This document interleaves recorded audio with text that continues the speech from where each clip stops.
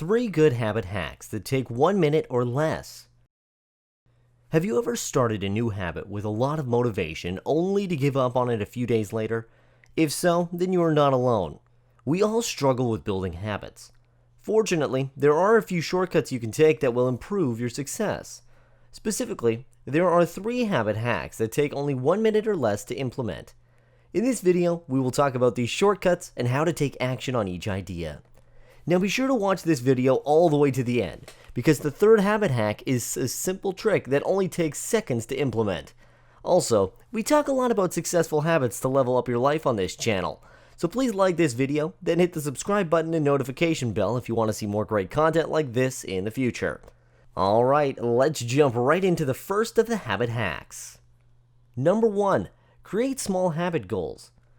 You're more likely to stick to a habit if it's easy to get started.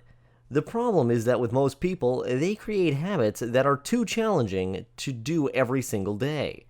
If your habit goal is too big, you won't have a backup plan for those days when you're faced with unexpected challenges. For instance, if you set a habit goal to exercise for 60 minutes daily, then you might skip a day when you're swamped with work or a personal emergency. A better strategy is to set a simple habit goal, like get 10 minutes of movement daily.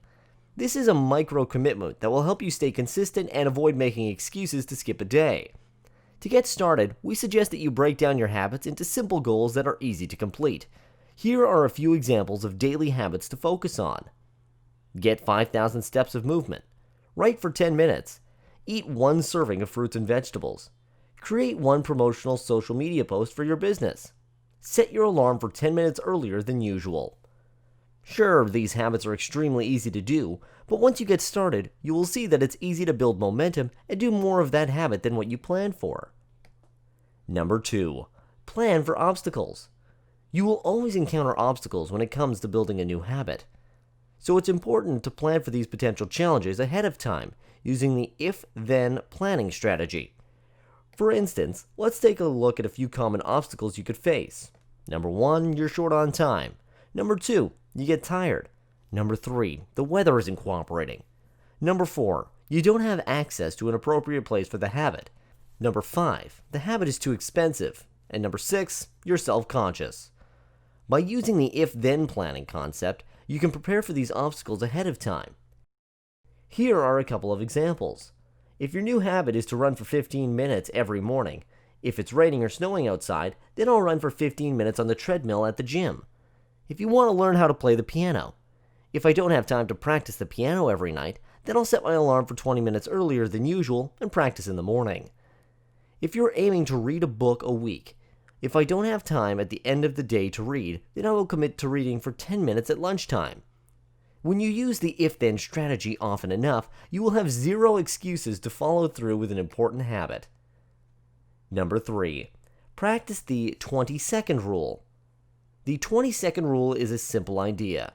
When trying to build a new habit, keep anything related to your habit goal ready within 20 seconds. If you're trying to read a book a week, keep a book on your desk.